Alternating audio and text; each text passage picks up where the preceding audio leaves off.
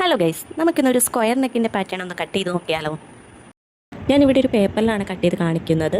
ഇതിന് പകരം നിങ്ങൾ സ്റ്റിഫ് യൂസ് ചെയ്തിട്ട് ഒന്ന് കട്ട് ചെയ്ത് നോക്കുക. സ്റ്റിഫിനെ നമ്മൾ ഇതുപോലെ രണ്ടായിട്ട് മടക്കുക. അതിൻ്റെ തുറന്ന ഭാഗം അപ്പുറത്തെ സൈഡിലും മടക്ക് ഭാഗം നമുക്ക് നേരെയും ആണ് ഇരിക്കേണ്ടത്.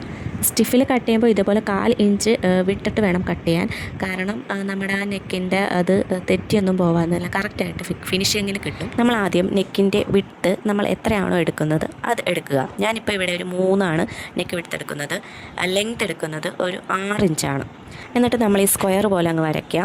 ഇത്തിരി വൈഡായിട്ടുള്ള സ്ക്വയർ നെക്കാണ് ആഗ്രഹമെങ്കിൽ ഈ സെയിം അളവിൽ തന്നെ അങ്ങ് കട്ട് ചെയ്ത് കഴിഞ്ഞാൽ സ്ക്വയർ നെക്കാകും. കുറച്ച് ഒതുങ്ങിയിട്ടുള്ള സ്ക്വയർ നെക്കാണ് ഇഷ്ടപ്പെടുന്നതെങ്കിൽ ഞാൻ ഈ പറയുന്ന ചെറിയ ട്രിക്ക് ഒന്ന് പരീക്ഷിച്ച് നോക്കൂ. ഈ പോയിന്റിൽ നിന്നും ഒരു 1/2 ഇഞ്ച് മാറ്റിയിട്ടൊന്ന് മാർക്ക് ചെയ്യാം. എന്നിട്ട് ഞാൻ ഈ വരയ്ക്കുന്നത് പോലെ ഒന്ന് വരയ്ക്കാം.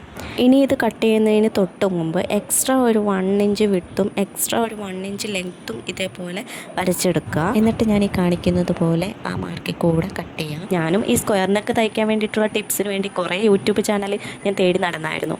ഫൈനലി ഞാൻ കണ്ടുപിടിച്ച കുറച്ച് വീഡിയോസിൽ നിന്നുള്ള ഐഡിയ വെച്ചിട്ടാണ് ഞാനിത് പാറ്റേൺ കൊണ്ടുവന്നിരിക്കുന്നത്. വളരെ സിമ്പിളായിട്ട് തയ്ക്കാവുന്ന ഒരു മെത്തേഡാണിത്.